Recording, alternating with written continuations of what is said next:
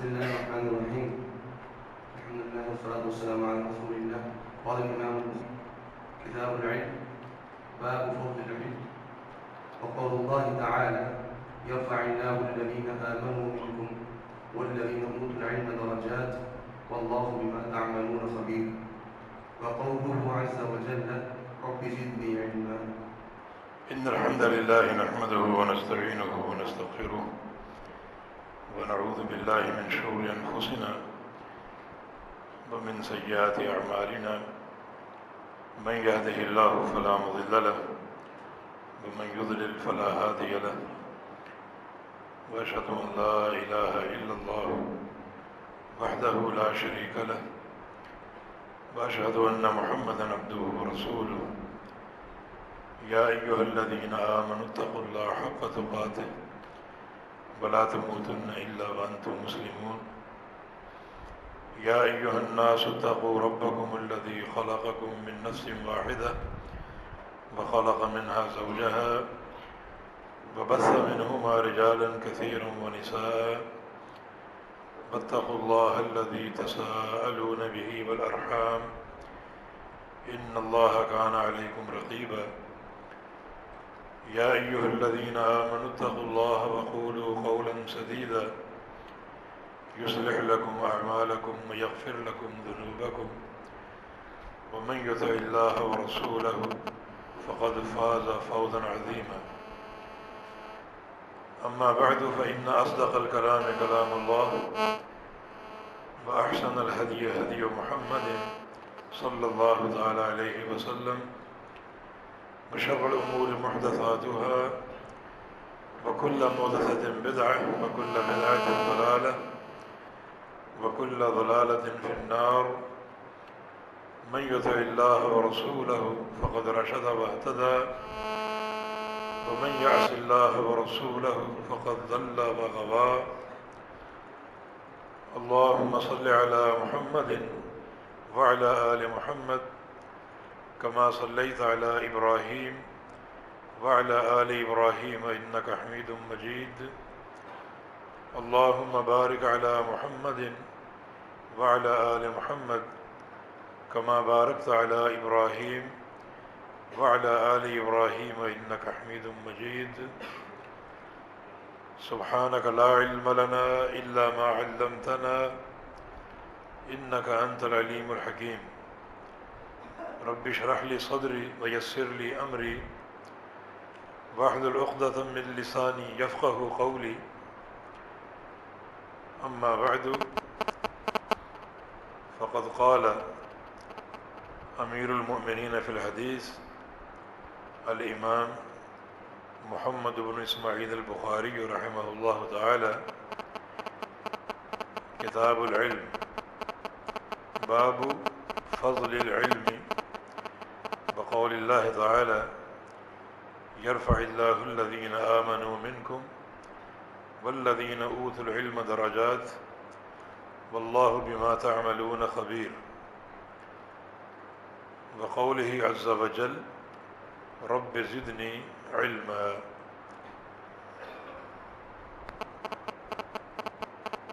قابل احترام علماء کرام اور انتہائی عزیز طلبہ اور دیگر تمام سامعین و حاضرین، میں سب سے پہلے المدینہ اسلامک سینٹر کے ساتھیوں کو اور تمام دوستوں کو، اور ان میں بہت سے ہمارے شاگرد بھی ہیں، ان سب کو مبارکباد پیش کروں گا اس عظیم پروگرام کے انعقاد پر۔ اور یہ حقیقت ہے کہ منہجی دروس ہونے چاہیے، اور مجھ جیسے طالب العلم کو بھی ان سے استفادہ کا موقع میسر آنا چاہیے۔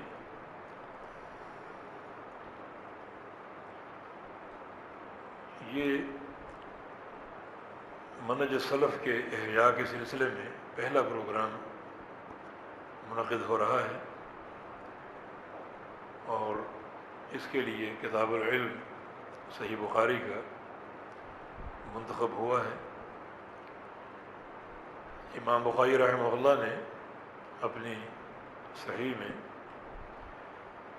یہ ایک عظیم الشان باب یا کتاب قائم کی ہے، تاکہ علم کے تعلق سے جو منہج سلف ہے وہ طلباء کے سامنے اور قارئین اور سامعین کے سامنے آ سکے۔ امام بخاری رحمہ اللہ جن کے تبحر علمی اور ان کے حدیث میں جلالت شان اور ان کی فقاہت ذکر کرنے کا یہ محل نہیں ہے، کیونکہ ہم نے 4 نشستوں میں اس دورے کو مکمل کرنا ہے۔ امام ذاہبی رحمہ اللہ نے امام بخاری رحمہ اللہ کے حوالے سے ان کا ایک قول یا خواہش نقل کی ہے کہ اگر کوئی مجھ سے کہے کہ آپ کی کیا تمنا ہے، تو ایک تمنا میری یہ ہے کہ میں کتاب الصلاۃ نماز کے موضوع پر احادیث بیان کرتا جاؤں، اور مجھے امید ہے کہ میں صرف نماز کے موضوع پر 10,000 حدیثیں بیان کر سکتا ہوں۔ یہ مقام کسی اور کو نصیب نہیں ہوا۔ یہ وسعت علمی اور تبحر اللہ رب العزت نے اس کے لیے امام بخاری رحمہ اللہ جیسی شخصیت کو پیدا فرمایا، اور ایک ایسے دور میں امت کی رہنمائی کے لیے بھیجا جو ایک عجیب دھانے پر کھڑا تھا۔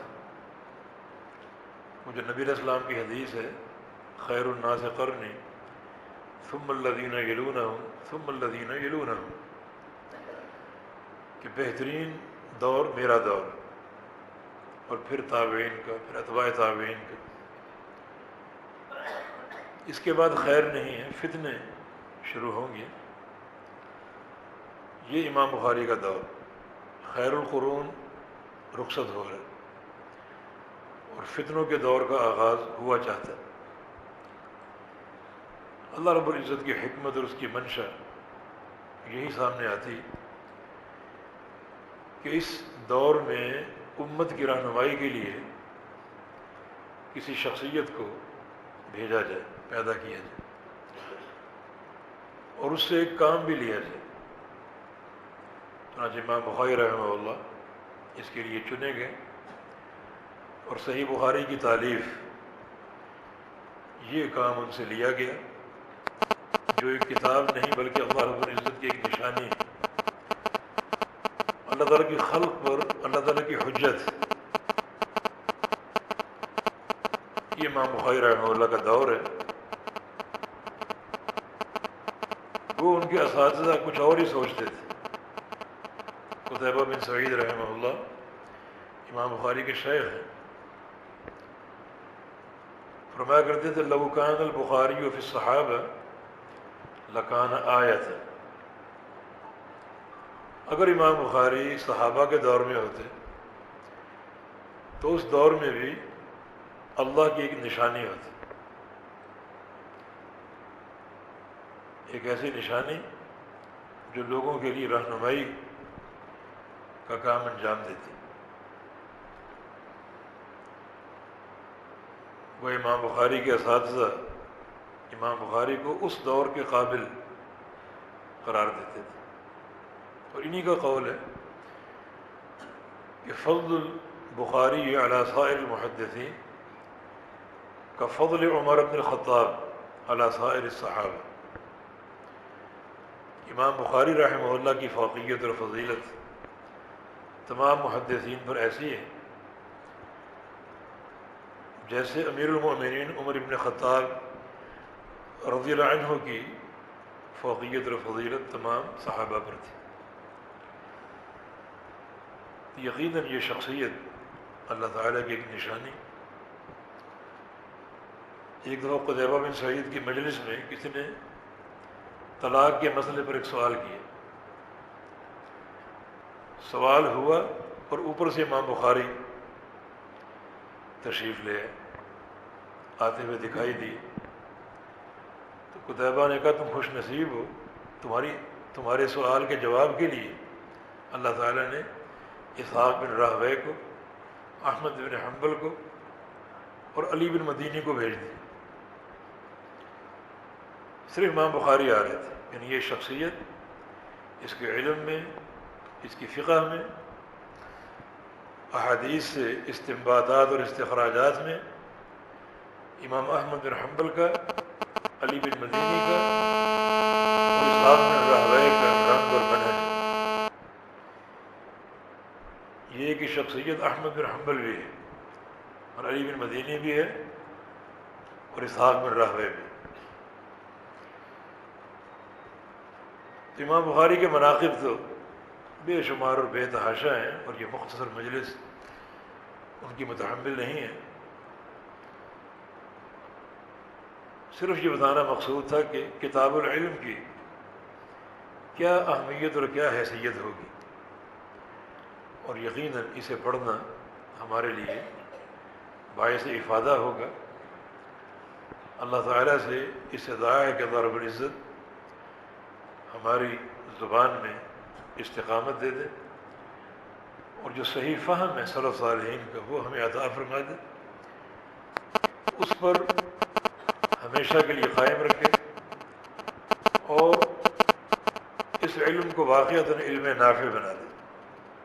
علم نافع اللہ تعالیٰ کی وحی کا علم ہے، اور علم نافع وہ علم ہے جس پر عمل ہو۔ اللہ تعالیٰ کی وحی کا علم نہ ہو وہ نافع نہیں، اور وحی کا علم تو ہو لیکن عمل نہ ہو تو وہ علم بھی نافع نہیں۔ تو اللہ تعالیٰ ہمارے لیے واقعتاً اس علم کو علم نافع بنا دے۔ نبی صلی اللہ علیہ وسلم کی بالکل دعا کے بمصداق اللہم انی اسألک علما نافع، اللہم انی اعوذ بک من علم لا ینفع، کہ ایسے علم سے تیری پناہ چاہتا ہوں جو علم نافع نہ ہو، نفع بخش نہ ہو۔ تو اللہ تعالیٰ ہمارے علم کو علم نافع بنا دے۔ یہ کتاب العلم، ترتیب اس کی یہ ہے کہ یہ کتاب الطہارہ، کتاب الصلاۃ، کتاب الزکوٰۃ، کتاب الصیام، کتاب الحج، اور بقیہ تمام ابواب سے پہلے کتاب العلم ہے، پھر طہارت کے مسائل، نماز کے، زکوٰۃ کے، روزے، حج کے، دیگر شادی بیاہ، طلاق، عتاق، یہ سارے مسائل بعد میں آئیں گے۔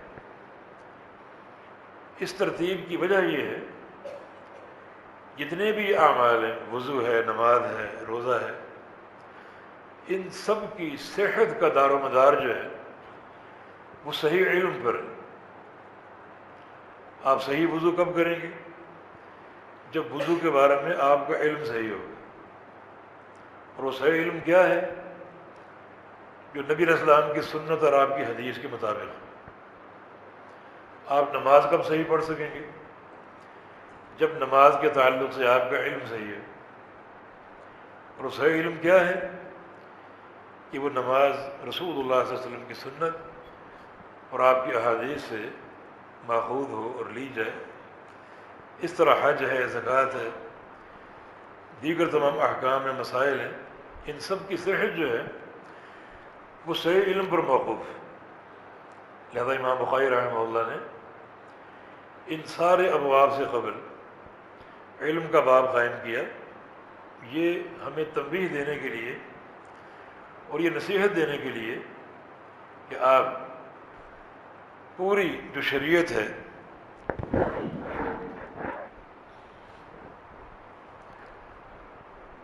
جو دینی احکام اور مسائل ہیں ان کا مبنی علم صحیح تسلیم کر لیں اور اس علم صحیح کو حاصل کریں۔ عمل کرنا کافی نہیں، جب تک عمل کی اساس نہ ہو اور وہ اساس علم صحیح. علم صحیح اگر موجود نہیں ہے تو عمل صحیح ہو ہی نہیں سکتا. تو پھر وہ قابل قبول کیسے ہوگا؟ شریعت کی جو ایک تعلیم ہے، اگر گہرائی سے آپ سوچیں تو آپ پر یہ بات عیاں ہوگی کہ شریعت صرف عمل کو کافی قرار نہیں دیتی، بلکہ یہ نقطہ فرض قرار دیتی ہے کہ آپ کا عمل بالکل نبی علیہ السلام کے طریقے اور آپ کی سنت کے مطابق. اور شریعت عمل کو ایک کل کی حیثیت سے نہیں دیکھتی بلکہ اجزاء سمیت دیکھتی. ایک شخص کا نمازی ہونا کافی نہیں، نماز جا کے پڑھ دینا کافی نہیں. جب تک نماز کے سارے اجزاء درست نہ، شریعت دیکھے گی قیام کیسے ہے، ہاتھ کہاں باندھے، رکوع کیسے ہے، سجود کیسے ہیں، تشہد کیسے ہے. ان تمام اجزاء پر نبی علیہ السلام کی سنت قائم ہے یا نہیں، ان علم صحیح کی بنیاد موجود ہے یا نہیں. تو ان سارے اجزاء کی درستگی اس پوری نماز کی درستگی کی علامت ہے. یہ فہم شریعت نے دی. انس بن مالک رضی اللہ عنہ نے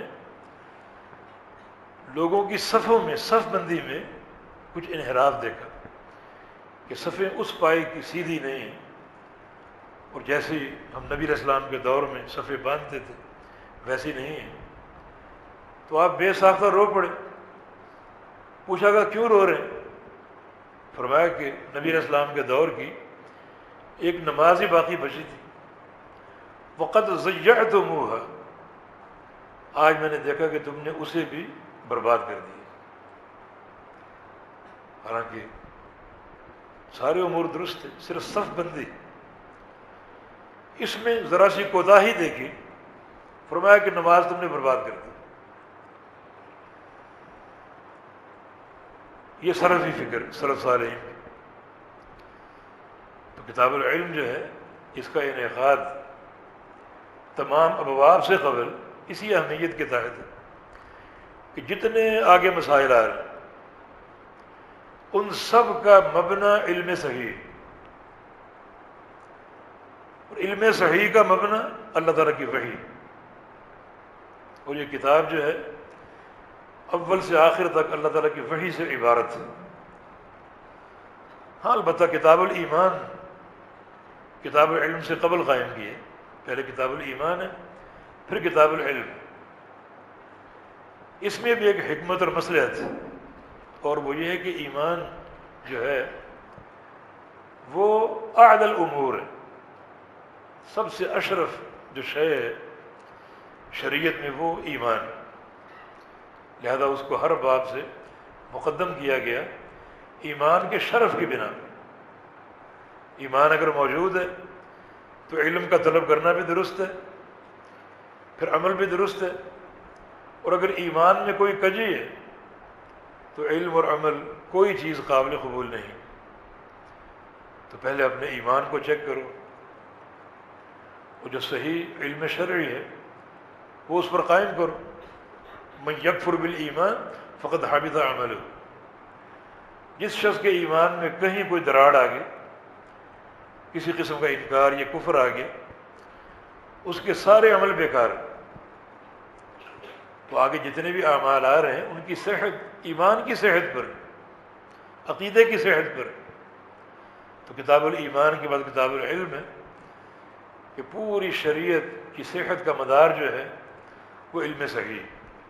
لہذا اس علم صحیح کے حصول کے لیے اور اس علم کے قواعد، آداب، کیونکہ ابواب العلم میں یہی چیزیں بیان ہوتی ہیں، علم کی فضیلت اور علمی مجلس کے آداب،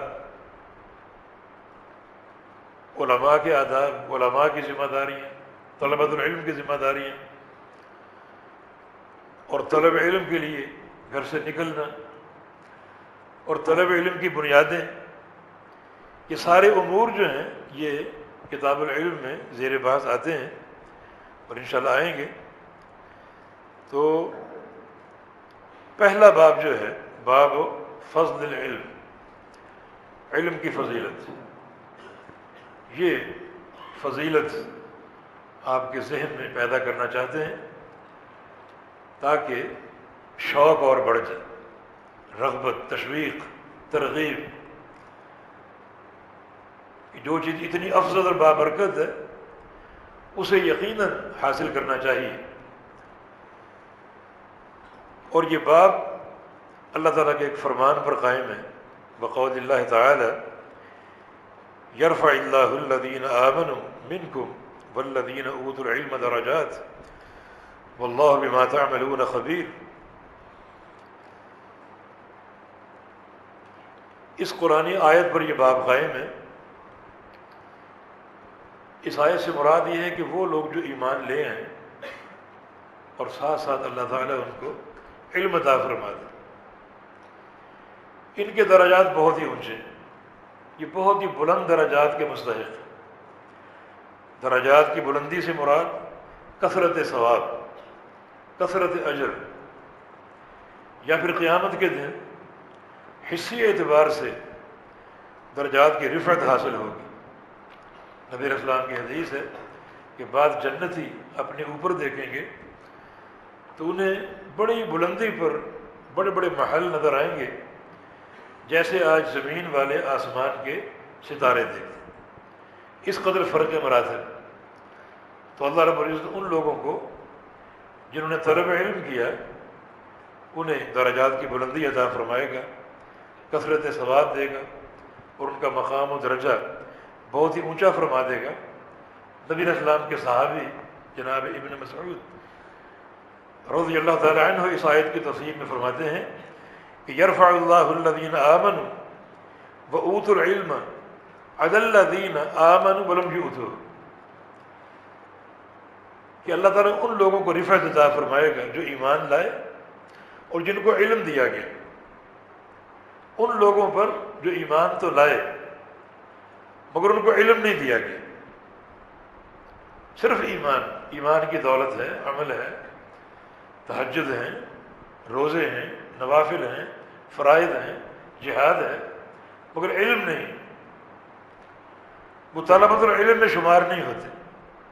تو اللہ تعالیٰ ان لوگوں کو جو ایمان لانے کے ساتھ ساتھ زیور علم سے آراستہ ہوئے اور اللہ نے ان کو علم نافع عطا فرما دیا، ان کو ان لوگوں پر فوقیت، درجات کی رفعت حاصل ہے جن کے پاس ایمان تو ہے مگر علم نہیں ہے، انہوں نے علم کو حاصل کرنے کے لیے وقت نہیں نکالا اور علم حاصل نہیں کیا۔ یرفع، اللہ ان کو رفعت دیتا ہے، بلندی دیتا ہے۔ اس آیت کریمہ سے یہ استنباط ہوتا ہے کہ یہ بلندی جو ہے یہ اہل علم کی شان کا ایک حصہ ہے۔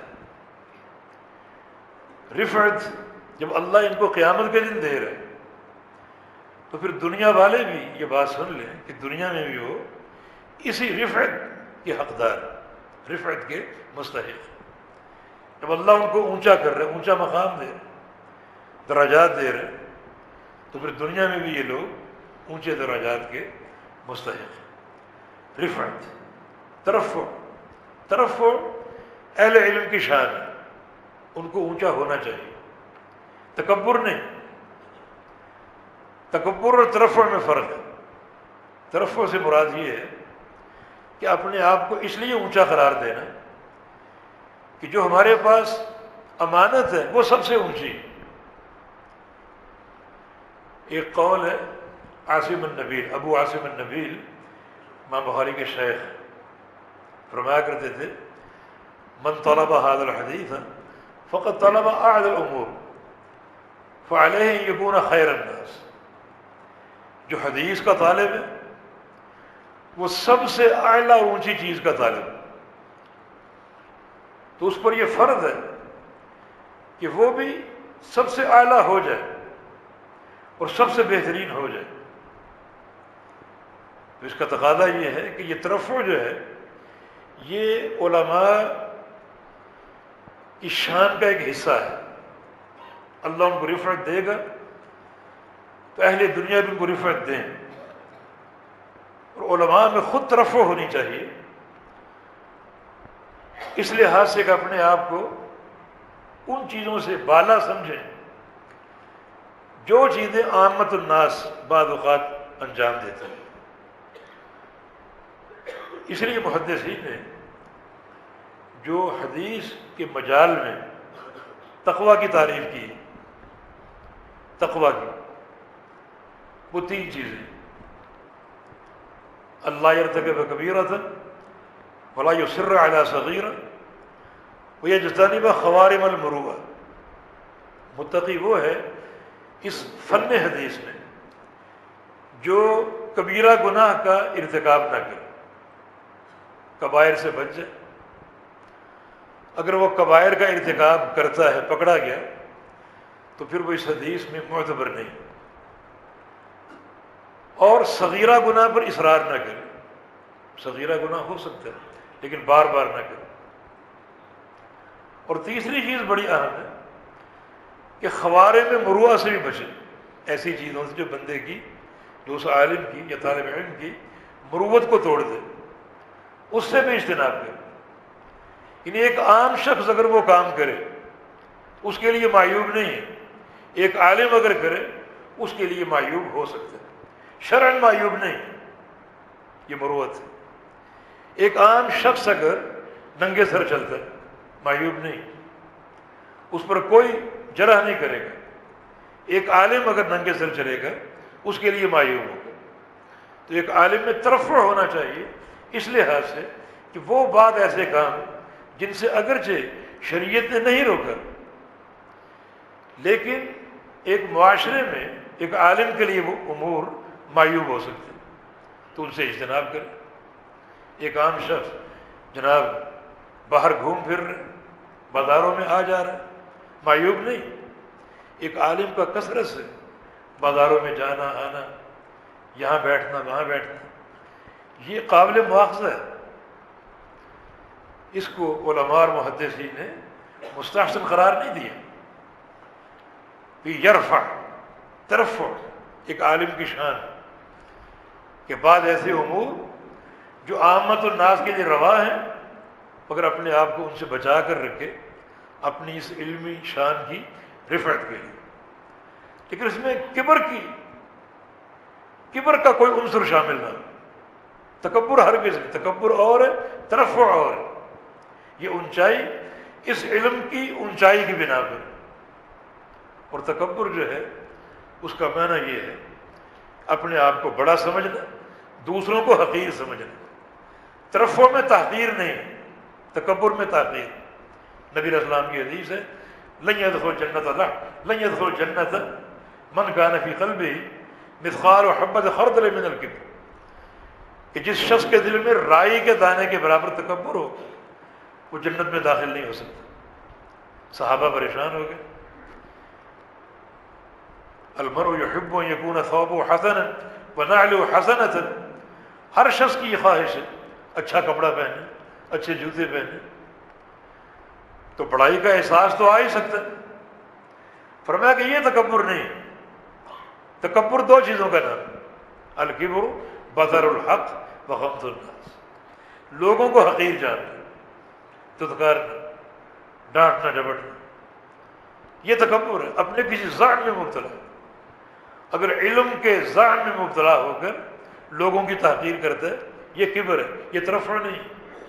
اگر مال کا ذات ہے اس بنا پر کسی کو حقیر جانتا ہے یہ تکبر ہے۔ کسی ہنر کا یا قوم برادری کا ذات ہے، اس ذات پر کسی کو حقیر جانتا ہے یہ کبر ہے۔ اور یہ کیفیت اگر ایک رائی کے دانے کے برابر ہوگی تو جنت کا داخلہ نہیں ملے گا۔ آپ نے فرمایا الکبر بطر الحق وغمط الناس، تکبر 2 چیزوں کا نام، ایک حق واضح ہو جائے اور قبول نہ کرے، اور دوسرا لوگوں کو حقیر جاننا، لوگوں کو چھوٹا سمجھنا۔ تو تکبر میں تحقیر ہے، ترفع میں تحقیر نہیں ہے۔ ترفع میں صرف اپنے علمی شان کو اونچا کرنا مقصود ہے کہ یہ علم کوئی معمولی علم نہیں ہے، یہ سب سے اعلیٰ علم ہے اور سب سے عمدہ اور برتر علم ہے۔ اس علم کا تقاضا یہ ہے کہ صاحب علم میں بھی ایک ایسی رفعت ہو، ایک ایسا ترفع ہو جو علمی اعتبار سے اس کو دوسروں سے ممتاز کر دے۔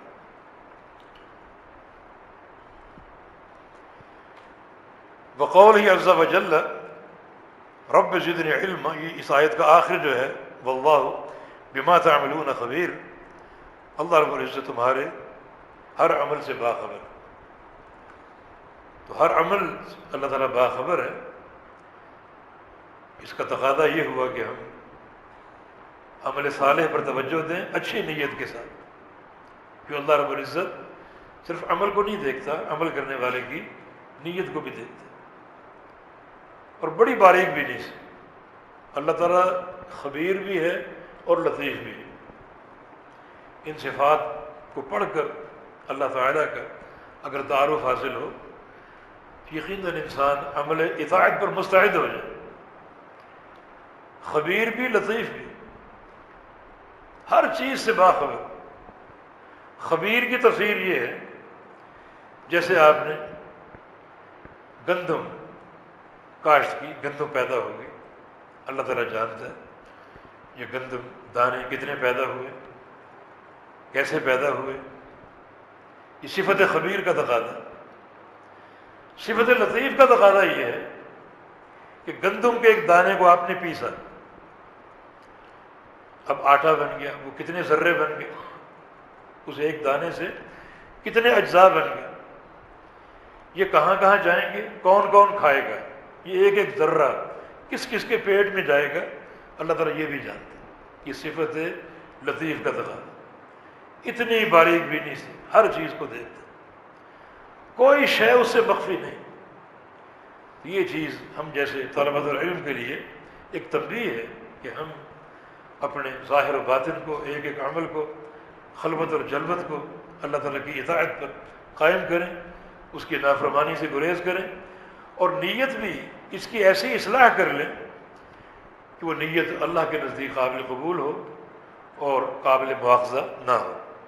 اگلی آیت رب زدنی علما، اللہ تعالیٰ کا فرمان، یہ ایک دعا جو اللہ کے پیارے پیغمبر کو تعلیم کی گئی کہ آپ یہ دعا کرتے رہیں کہ اے اللہ میرے علم میں اضافہ فرما، مجھے بڑھا دے، علم میں بڑھا دے۔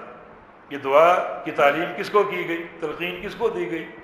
محمد رسول اللہ علیہ وسلم کو، جو کہ اعلم الخلق ہے، اعلم الناس، کائنات کے سب سے بڑے عالم ہیں، مگر آپ کو بھی حکم دیا گیا کہ آپ یہ دعا کرتے رہیں کہ یا اللہ میرے علم کو بڑھا دے، حالانکہ سب سے بڑے عالم۔